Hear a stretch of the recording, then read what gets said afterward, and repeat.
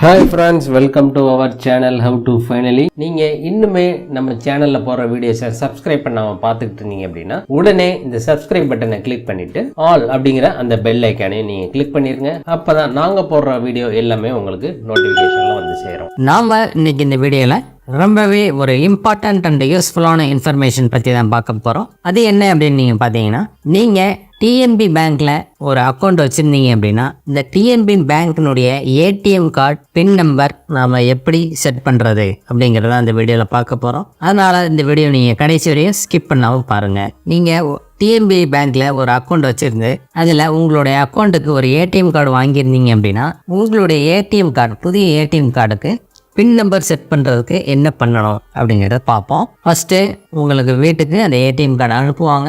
வீட்டுக்கு வந்த ஏடிஎம் கார்டை நீங்கள் ரிசீவ் பண்ணியிருப்பீங்க. இப்போ அந்த ஏடிஎம் கார்டை எடுத்துகிட்டு உங்களுடைய அருகில் உள்ள டிஎம்பி ஏடிஎம்க்கு நீங்கள் போய்க்கோங்க. போகும் பொழுது நீங்கள் என்னென்ன கொண்டு போகணும் அப்படின்னு பார்த்தீங்கன்னா, வேறு எதுவும் தேவையில்லை. உங்களுடைய அந்த ஏடிஎம் கார்டு அண்ட் உங்களுடைய டிஎம்பி பேங்க் அக்கௌண்ட்டில் எந்த மொபைல் நம்பர் கொடுத்துருந்தீங்களோ அந்த மொபைல் நம்பருடைய மொபைல் உங்கள் கையில் இருக்கணும். வேறு எதுவும் நீங்கள் கொண்டு போக தேவையில்லை. ஃபஸ்ட்டு நீங்கள் ஏடிஎம் மிஷினுக்கு போய்க்கோங்க. ஏடிஎம் மிஷினுக்கு போயிட்டு உங்களுடைய கார்டை இன்சர்ட் பண்ணுங்கள். ஏடிஎம் மிஷினில் உங்களுடைய கார்டை இன்சர்ட் பண்ணுங்கள். இன்சர்ட் பண்ணிங்க அப்படின்னா ப்ளீஸ் செலக்ட் யுவர் லாங்குவேஜ் அப்படின்னு கேட்கும். உங்களுக்கு இங்கிலீஷ் தமிழ் 2 ஆப்ஷன் கொடுத்துருப்பாங்க. 2ல் ஏதாவது ஒன்று நீங்கள் செலக்ட் பண்ணிக்கோங்க.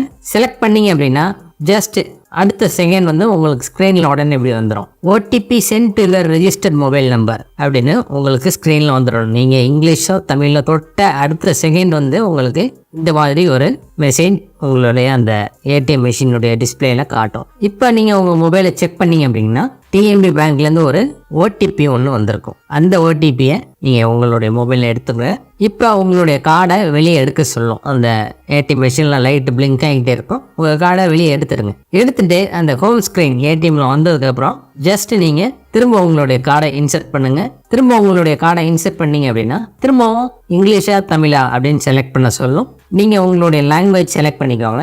செலக்ட் பண்ண அடுத்த செகண்ட் ஸ்க்ரீனில் please enter OTP sent by bank through SMS அப்படின்னு போட்டு வந்திருக்கும். இப்போ உங்களுடைய மொபைலுக்கு இந்த டிஎம்பி பேங்க்லேருந்து ஓடிபி வந்ததில் அந்த ஓடிபி நீங்கள் இங்கே என்டர் பண்ணுங்கள். என்டர் பண்ணிவிட்டு கரெக்ட் அப்படிங்கிறத கொடுத்துருங்க. கரெக்ட் அப்படின்னு கொடுத்தீங்க அப்படின்னா நெக்ஸ்ட் பேஜ் உங்களுக்கு ப்ளீஸ் என்டர் யுவர் நியூ பின் அப்படின்னு கேட்கும். இதில் உங்களுக்கு பிடித்தமான 4 டிஜிட் பின் நம்பர் நீங்கள் இங்கே என்டர் பண்ணுங்கள். என்டர் பண்ணீங்க அப்படின்னா நெக்ஸ்ட் பேஜில் ப்ளீஸ் ரீஎன்டர் யுவர் நியூ பின் அப்படின்னு கேட்டு வரும். அங்கேயும் நீங்கள் அதே பின் நம்பரை கொடுத்துருங்க. கொடுத்தீங்க அப்படின்னா பின் கிரியேட்டட் சக்ஸஸ்ஃபுல்லி அப்படின்னு உங்களுக்கு இந்த டிஎம்பி ஏடிஎம் மிஷின் ஸ்க்ரீன்லேயும் காட்டிடும். உடனே உங்களுடைய மெசேஜ் மொபைலுக்கு மெசேஜ் ஒன்று வந்துடும். யுவர் பின் சக்ஸஸ்ஃபுல்லி கிரியேட்டட் அப்படின்னு போட்டு உங்களுக்கு வந்துடும். இந்த மாதிரி வந்துருச்சு அப்படின்னா அவ்வளோதாங்க.